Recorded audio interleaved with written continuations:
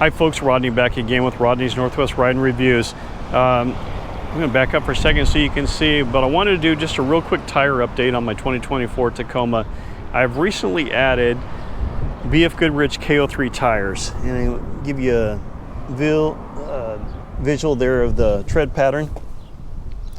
So I had KO2 tires on my previous gen Tacoma. I had the KO2 tires on my 2022 Tundra. The tread pattern is a little closer together with these. There is some things that are great about that, and I'll talk about a con here in a moment. But I have about 1,300 miles on them. They're very quiet. They are definitely quieter than the KO2s were, and the KO2s I would consider fairly quiet. The one thing that I think that really stands out on these tires is that we've had some really heavy rain in the last month or so.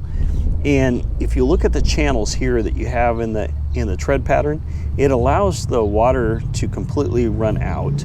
And if you look at a KO2, it's like channels in there, but it never has anywhere for the water to really escape. And so what you notice a big difference is, like if you hit a big puddle, where a lot of times a normal tire would kind of hydroplane a little bit, you'll feel this, it will hit that, but you'll feel the water disperse real quick, and it feels like you're back on solid ground again a lot quicker than what you did with the other tires.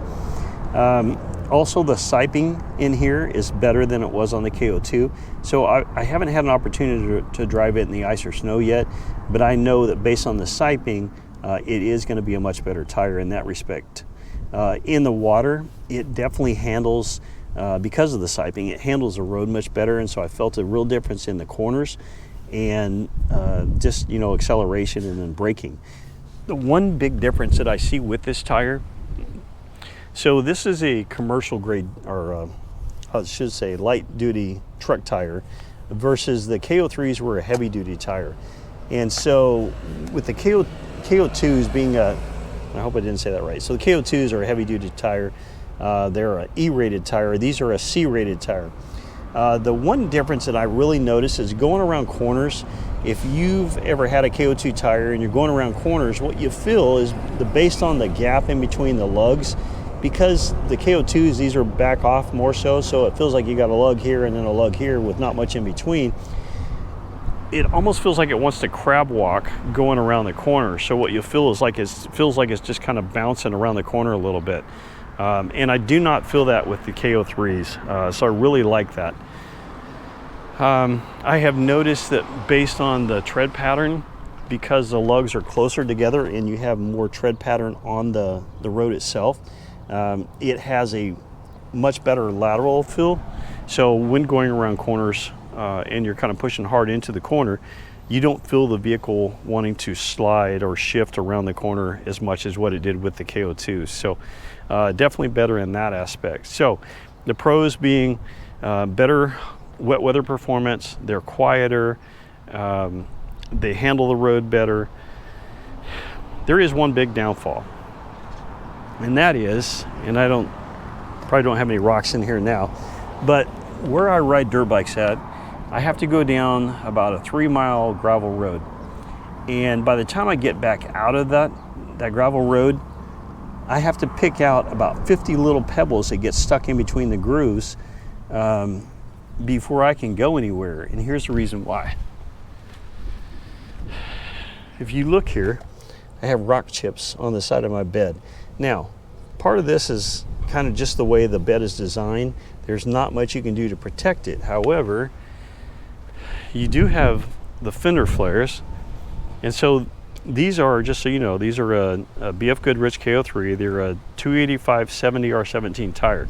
So when you look at the fender flare, they're not sticking outside of the fender flare there, but they do stick out a little bit on this side, and the mud guards that they have from Toyota don't come out far enough to actually protect the side. So unfortunately, you pick up rock chips. So the first time I went down that gravel road and came back out, I didn't stop to take all the rocks out. And this is what I have as a result.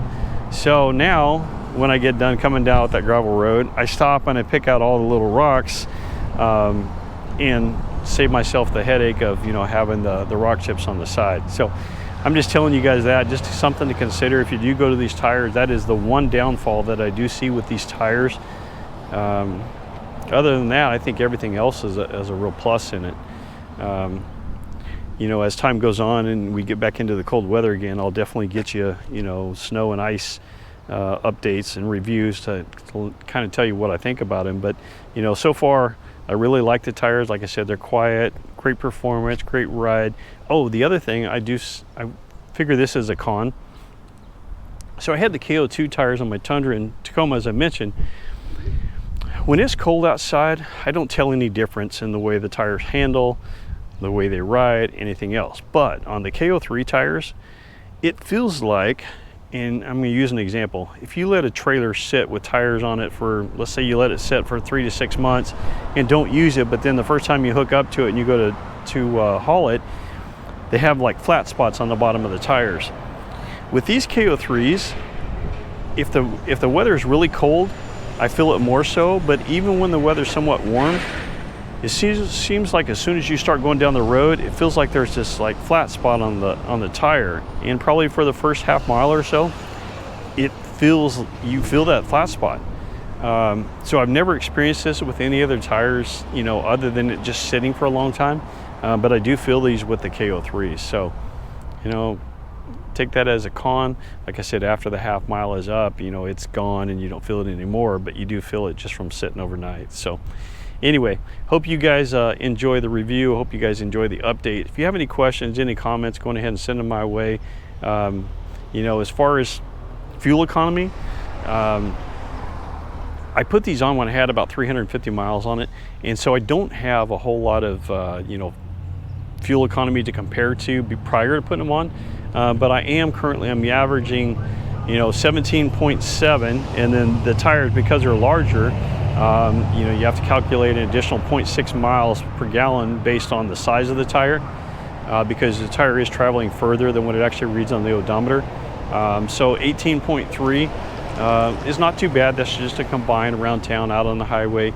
I'm not doing a lot of highway driving. Most of the stuff is around town, and I feel like I actually get better fuel economy in town than I do out on the highways. So anyway, if you have any questions, any comments, go ahead and send them my way. Take the time to like and subscribe, and I appreciate you watching the video. Have a great day.